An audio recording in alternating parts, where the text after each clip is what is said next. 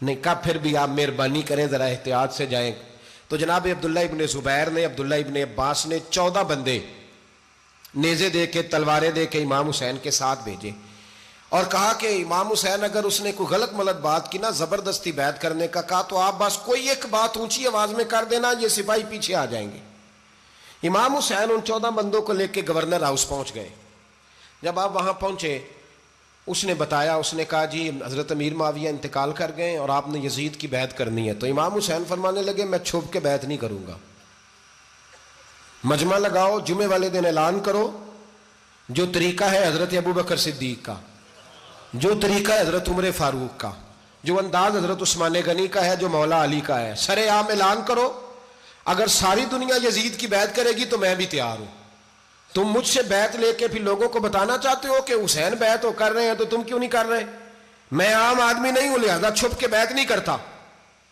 جب یہ بات کی نا تو ولید بڑا نرم دل تھا اور امام حسین کی شان کو جانتا تھا, وہ جانتا تھا یہ نبی پاک کا خاندان ہے. اس نے کہا جی مجھے تو حکم تھا, باقی آپ حضور کے نواز ہیں, میں کر کچھ. وہاں ایک بڑا بدبخت شخص بیٹھا تھا عبد الملک بن مروان, وہ ولید سے کہنے لگا کہ اگر حسین آج تمہارے ہاتھ سے نکل گئے تو تمہارے لیے بہت بڑا مسئلہ کھڑا ہو جائے, انہیں جانے نہ دینا, یا بیعت کراؤ یا ان سے کہو جنگ کے لیے تیار ہو.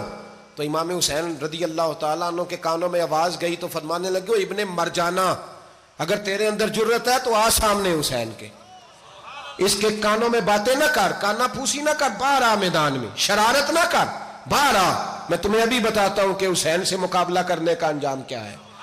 یہ کہہ کہ امام حسین باہر نکلے, اپنے بھائی محمد بن انفیہ کو بلایا, عبداللہ بن زبیر, عبداللہ ابن عباس, ڈھیر سارے لوگ اکٹھے ہو گئے. فرمایا یہ معاملہ ہے, اب کیا کرنا ہے؟ یاد رکھیں ووٹ برادری کا نہیں ہوتا, ووٹ برادری کا نہیں, ووٹ دین کا ہوتا ہے. جو بندہ دین کے, ملت کے, مذہب کے معیار پہ پورا نہ ہوتے اسے حکمت کے تحت بھی ووٹ دینا جائز. ہاں یہ بات سچی ہے تو بہرحال سچی ہے, یہ یاد رکھ لے. ہمارے ووٹ سے کوئی ایم این اے, ایم پی اے جتنے ظلم کرے گا ووٹ دینے والا اس کے ظلم میں شریک ہوگا, بالکل 100%. یہ لکھ لیں بات. ہم اس وقت بڑی جلدی, پتہ نہیں ہمیں کیا مسئلہ ہو جاتا ہے, اتنا اتنی مصیبت انہیں نہیں بنی ہوتی, نہیں یہاں بنی ہوتی ہے. خدا کا خوف کریں. امام علی مقام ووٹ ہی مانگ رہا تھا نا یزید, اور پھر اس نے بڑے بڑے لالچ دیے. اس نے کہا کہ آپ 5-4 صوبے ہیں جس کی گورنری مرضی رکھ لیں, دولت آپ کی مرضی کی. تو پھر آج ہمیں بھی لوگ مشورہ دیتے ہیں, کہتے ہیں مسجد میں سیاست نہیں ہونی چاہیے. میں نے کہا کیا کریں, یہ امام حسین ہمیں مجبور کر گئے, کوئی نہ کوئی بات کرنی پڑ ہی جاتی ہے. امام علی مقام نے فرمایا چھپ کے ووٹ کی بات, بیعت کی بات نہیں ہو سکتی. آپ نے جا کے لوگوں سے مشورہ کیا تو وہ کہنے لگے حضور وقت ابھی مناسب نہیں ہے, آپ اس طرح کریں یہاں رکیں, ہم مکے سے, عراق سے, کوفے سے لوگوں کو بلاتے ہیں, یہاں ایک بڑی مجلس مشاورت قائم کرتے ہیں. امام حسین فرمانے لگے اگر تم مشاورت قائم کرو گے تو ولید اور عبد الملک بن مروان وہ تو جنگ کرنے کو تیار ہیں, اور نبی پاک نے فرمایا ایک مینڈا ہوگا جس کی وجہ سے مدینے کی گلیوں میں لہو بہے گا. فرمانے لگے میں وہ بکرا, وہ مینڈا نہیں بننا چاہتا. کہا پھر آپ کیا کریں گے؟ تو امام حسین رو پڑے, فرمانے لگے میں مدینہ چھوڑ جاؤں گا لیکن مدینے کی حرمت پامال نہیں ہونے دوں گا.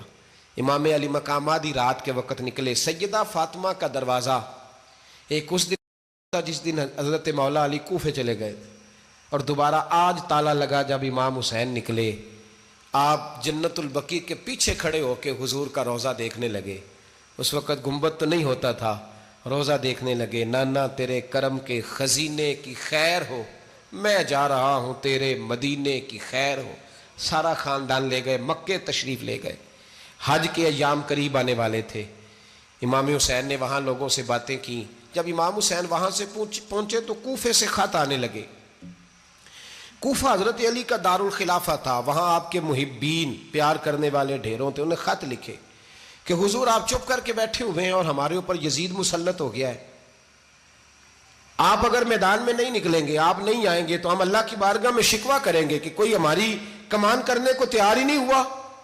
اور وہ خط 1 2 3 نہیں آئے, وہ خط اتنے تھے کہ 3 بوریوں میں بھرے تھے امام حسین نے, 3 بوریوں میں. اب مجبوری ہو جاتی ہے, حق کے لیے کئی دفعہ بات کرنا مجبوری ہوتی ہے. اگر نہیں کرے گا تو پھر اس کو بھی قبر میں جواب دینا پڑے گا. امام علی مقام رضی اللہ تعالیٰ عنہ نے مکے میں اب لوگوں کو جمع کیا مشورے کے لیے. ہر بندے نے کہا حضور وہ بلا تو رہے ہیں پر اپنے وعدوں کے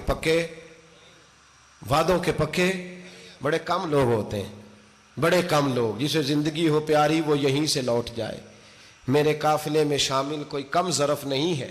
بڑے کم لوگ ہوتے ہیں جو ارادوں کے وعدوں کے ہمیشہ ساتھ چلنے کے پکے ہوتے ہیں, ورنہ بڑے لوگوں کو گرمی لگنے لگتی ہے, بڑے لوگوں کی مشکلات آتی ہیں, بڑے لوگ ایسے ہوتے ہیں جن کی مجبوریاں بن جاتی. کہا حضور وہ پکے نہیں, آپ نہ جائیں. ہر بندے نے کہا حالات ٹھیک نہیں, حالات گراؤنڈ ریالٹی صحیح نہیں. یہی مشورہ آج بھی ہر بندہ دیتا ہے, ابھی حالات نہیں. اتنے خراب حالات کبھی نہیں ہوئے تھے جتنے امام حسین کے دور میں تھے. لیکن فرمایا میں دین کے خلاف غلط حکمران کو مسلط ہونے کی اجازت مزاحمت کروں گا, مخالفت کروں گا. امام کہنے لگے کوئی بات نہیں, وہ میرے ساتھ چلے نہ چلے لیکن میں کوفے جاؤں گا. وہ لوگ میرے ساتھ کھڑا ہونے کو تیار ہیں تو وہ جھوٹ ہے یا سچ ہے پر میں چلوں گا. جب امام علی مقام نے اصرار فرمایا تو جو آپ کے قریبی صحابہ کرام کی اولادیں تھی ساری, یہ بھی اب بیماری ہے. کچھ لوگ کہتے ہیں جی صحابہ نہیں ساتھ چلے, تو میں کہتا ہوں اہل بیت نبوت کے تو کل افراد 21 تھے, تو 72 میں باقی اولادیں کس کی تھیں؟ وہ ساری صحابہ کی اولادیں تھیں.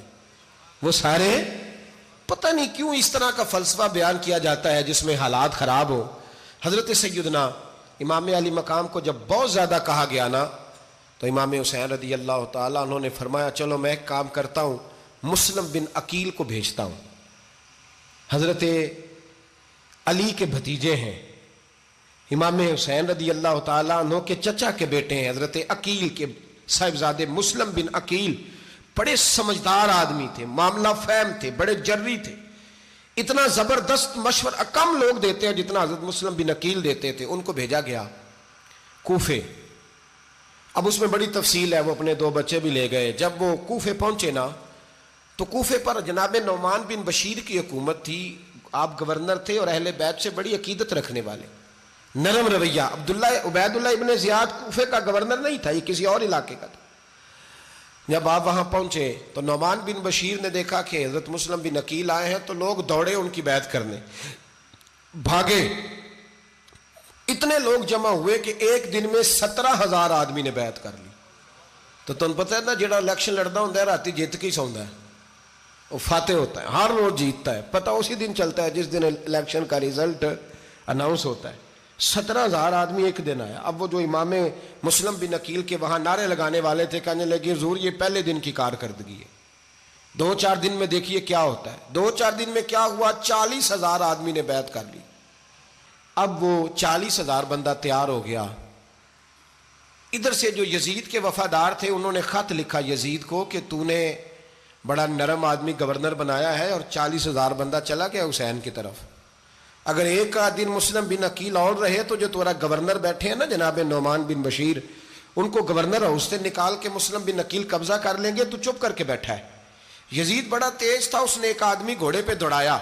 عبید اللہ ابن زیاد ایک اور علاقے کا گورنر تھا, پر بڑا ظالم سا بدماش تھا, بڑا سخت گیر آدمی تھا. اس کو کہا کہ تو پہلے ایک صوبے کا گورنر ہے, جا تجھے دوسرا صوبہ بھی دیا. اس طرح کار فوری طور پہ کوفے پہنچ اور جا کے مسلم بن عقیل کو گرفتار کر, جو آدمی ان کا ساتھ پھر بھی دے اسے قتل کر دے. اس نے کیا کیا, وہ آدھی رات کو آیا, منہ چھپایا, جبہ پہنا, لوگ سمجھے امام حسین آ گئے. بہت سارے لوگوں نے اس کے نعرے بھی لگائے. وہ چپکے سے داخل ہوا اندر, اور چپکے سے داخل ہو کے اس نے سب سے پہلا کام یہ کیا کہ نعمان بن بشیر رضی اللہ عنہ کو معزول کیا, کوفے کے گورنر ہاؤس پہ قبضہ کیا. پھر اس نے اسی وقت سوئے ہوئے سرکردہ لوگ, جس طرح ایک گاؤں کا چودھری دوسرے کا محلے میں قبیلوں کے جو لوگ تھے چودھریوں کو بلایا, کچھ کو سزائیں دیں, کچھ کو سخت کہا, کچھ کو ان کے عیب گنوائے کہ وہ تمہارا فلانا مسئلہ پھر خراب کر دوں گا, بلیک میل کیا. صبح ہونے تک حالات اگر تم نے میرے قابو میں نہ کیے تو یاد رکھنا